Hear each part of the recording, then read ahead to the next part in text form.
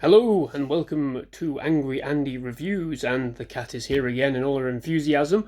And this is my review for Shazam: Fury of the Gods. A weird film, really, in the context of mainly for me, like the flux state of the DCEU, whatever it is now. So this is a film that kind of feels like it's in its own strange little bit of a limbo. I'm not going to have any spoilers here, but suffice to say there is some kind of nugget at the end credits that reveals, what might happen. It's still obviously all up in the air. Nobody really knows. But this film, it's a mixed bag, to be quite honest. Like I said, I'm not going to get into spoilers, but it's uneven again, which seems to be the moniker of a lot of superhero sequel movies recently. It's uneven. It doesn't quite know what it's wanting to do. It's funny. It's charming in places, and yet it feels horrifically bloated by too many bloody characters fighting for screen time. And in this, we get weird love triangles. We get a focus on, somebody wanting to have a relationship that just, I don't know, it just slows everything down. We get the extended family all have their own issues. One of them wants to go to college and, experience life with people their own age, and oddly, nothing comes of that. There's no resounding resolution to it. It's a bizarre film that almost takes the shine off the central character, when we really just want to hone in and focus on the central character, Billy Batson and Shazam, the alter ego himself. More of that, please. But again, like I said, it's a strange film. In place along with Flash and Aquaman. Where do they feature? What future do they have? What future connectivity did they have to the DCU? Well, it's still in flux, and it still confuses me and confounds me to the point where I'm not entirely sure, whether this film is a necessary watch. It's not as good as the first film. I will say that, disappointingly so. There is nothing wrong with the central performances. Zachary Levi is once again very charming, very very pleasant viewing actor. That sounds a bit strange, but he's charming to watch. He's interesting to watch, and yet we fuddle around with the rest of the characters. This extended family that's put in possibly too soon for my liking. It's like if we had Chris O'Donnell's Robin in Batman '89 or something. It just weighs it down unnecessarily. It's a bit pointless. And the villains, once again, we're left with duff villains. We have an incredible actress in Helen Mirren, spearheading the villains in this, and the elegance is there, as you would expect from her.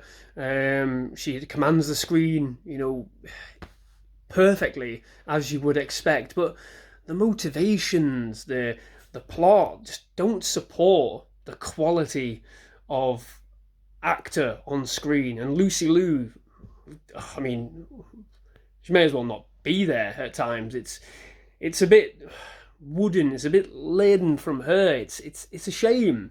It's a shame. The flavour just seems to come in and out rather than having a structured, solid taste to it. It's really hard to describe without dipping into spoilers. But suffice to say, it's a fun movie.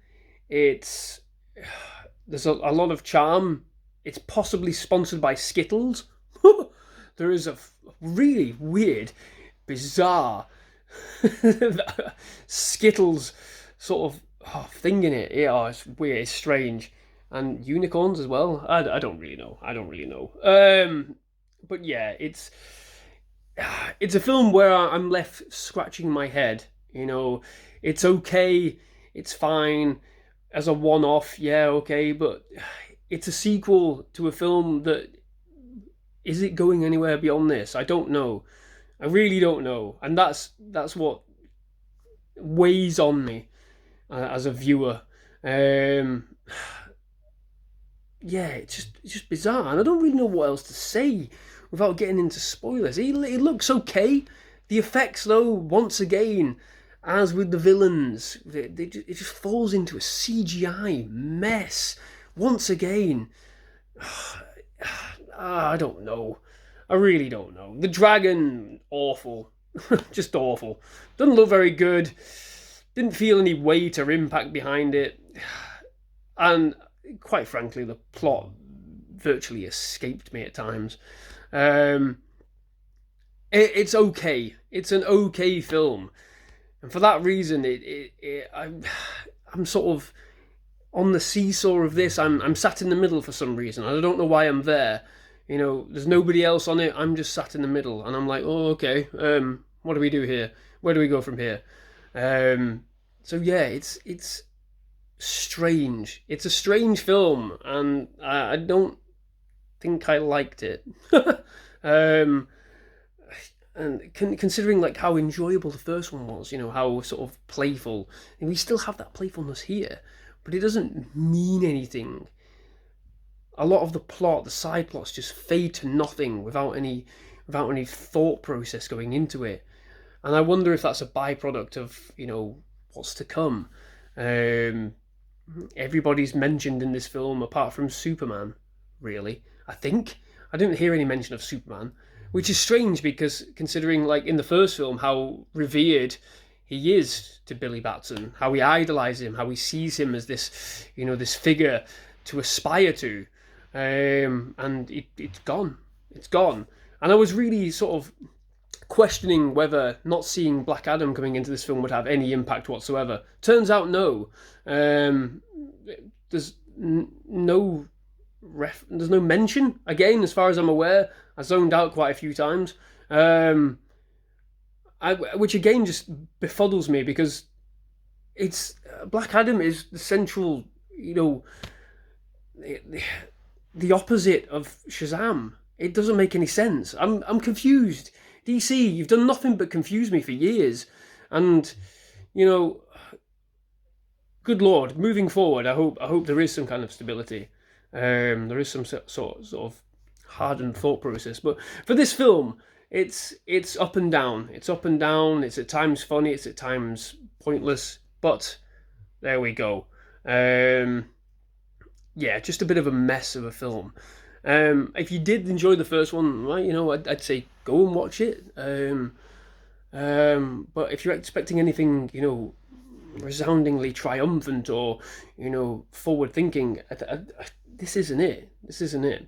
It will be interesting to see. I mean, given what we see in the post credits, you know, it will be interesting to see, you know, whether this does move forward in any way. Who knows? Who knows? I don't know. I haven't got a clue anymore. But yeah, just a bizarre film. Never mind. You know, never mind. So there we go. I'm gonna have to settle, sadly, and on a 5 out of 10, I think, because it's not rubbish, but it's not very good. It's just, yeah, you know, yeah, 5 out of 10. God, I'm stuck. Oh, I need superhero movies to step it up a bit. I think they're really weighing down on me as just I've paid my money and God, it's not what I wanted. You know, God Almighty. Oh, there you go. I'm gonna leave this review here because it's turned into a bit of a rambling mess. I've not really talked that much about the film. Just lamented some of the bizarreness of it. Very strange film. I do hope people enjoy it. It's just not for me at this point. I'm gonna have to jump off the superhero train, I think. But yeah, there we go. Which is a shame. Yeah, 5 out of 10. Do better, DC. I hope you do better.